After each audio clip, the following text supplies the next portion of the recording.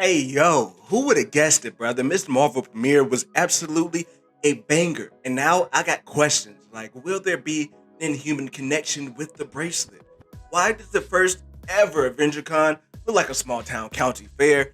And more importantly, is this show worth the watch? What's up? I'm Kendall with Normies and Nerds. I'm on the grind to 1,000 subs, so help me out and hit that sub button. Let's get it. Because, bruh, I'm just gonna come out and say it. Miss Marvel stole the show from Star Wars and the Kenobi series, and they announced that both shows will be dropping at the same time.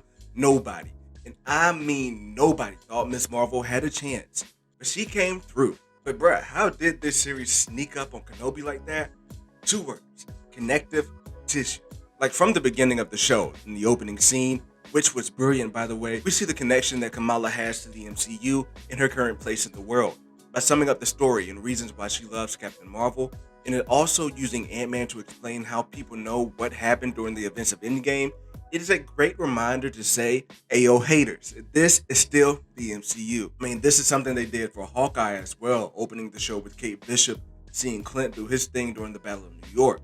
And Avengers Con was a great touch to that connectivity as well, but I'm gonna have to get my complete thoughts on that later in this video. But also, aside from the connective tissue to the past films, the premiere also has me interested in what the hell is going on with the bracelet and how it will connect to things that are happening right now in the MCU. I mean, I'm working on two theories that debate whether or not the bracelets will connect to the Inhumans or the Ten Rings from Shang-Chi.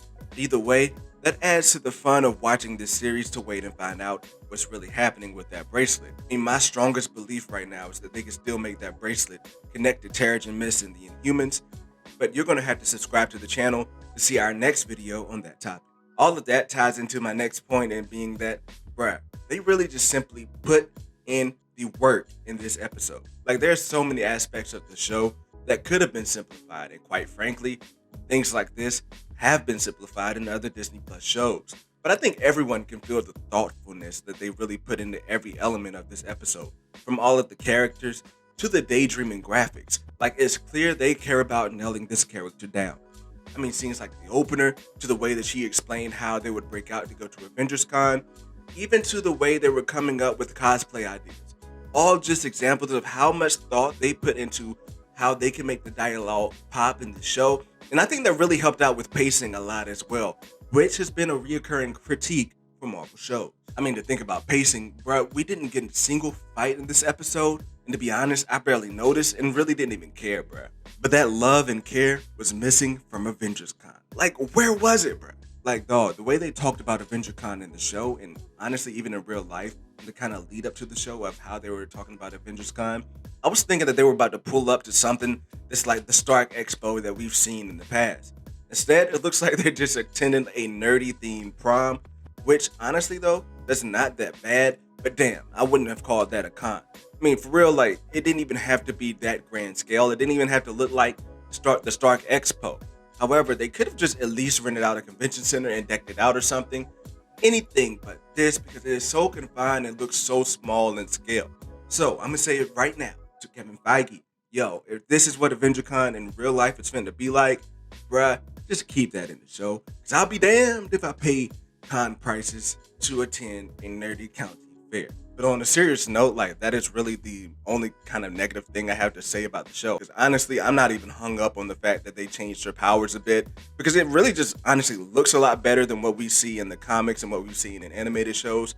And to be real too, they can still tie it into the Inhumans and kind of work around it in that way. So, man, this power change is not a negative for me. I'm actually kind of high on it. But I will say one thing that I thought I wouldn't like about the show, or a better way to say it, one thing that I think would have turned a lot of people off, it's the messaging that I thought would have overpowered the story. Like, which I will say I kind of encourage, and I don't think it's a bad thing, but it gets in the way of the story sometimes when you overdo it. But honestly, when it comes to that, whether it was the cultural messaging or the things being said about growing up as a girl, it feels very real. Like, even though traditional things are being viewed as negative, which tends to be like a trigger for a lot of people, right?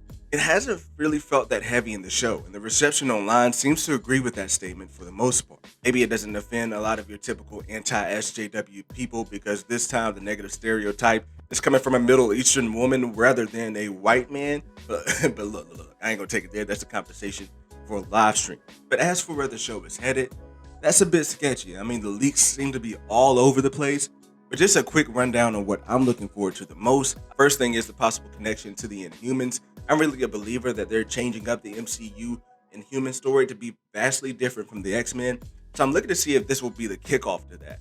Number two is more connective tissue. Like, we've already gotten a lot of it, but I'm wondering who we're going to be seeing show up in the show. I mean, I got Captain Marvel, Monica Rambeau, and even Black Bolt as possibilities who are people who are on the table that can show up.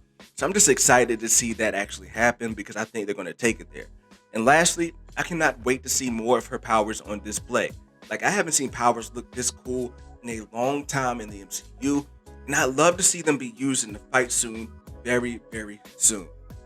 And oh yeah, speaking of fighting, like, who the hell is the villain in this show? Like, I don't think we were introduced to a villain in this episode, so I'm very curious to see when that'll pop up. Leaks on that is also very shaky on that as well. So it's going to be a good mystery for that, and I guess that means that you're going to have to subscribe to this channel as I make more videos to answer these questions that I have about it, and make sure you stick along with me throughout the series. But anyway, let me know what you think in the comment section below about the show, about what you're looking forward to see, and I will see you all in the next video. Thanks for watching.